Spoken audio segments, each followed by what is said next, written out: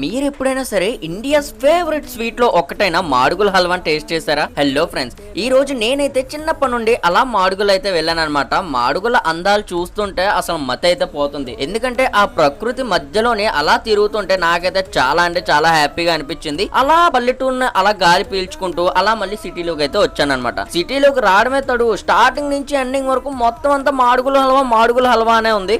సరే అలాగూ వచ్చాం కదా అని చెప్పి ఆగి మాడుగుల హల్వా అయితే తీసుకున్నాం. ఇక్కడ మొత్తం రెండు రకాలు ఉన్నాయి. ఒకటి షుగర్ తో చేశారు, ఇంకోటి బెల్లంతో చేశారు.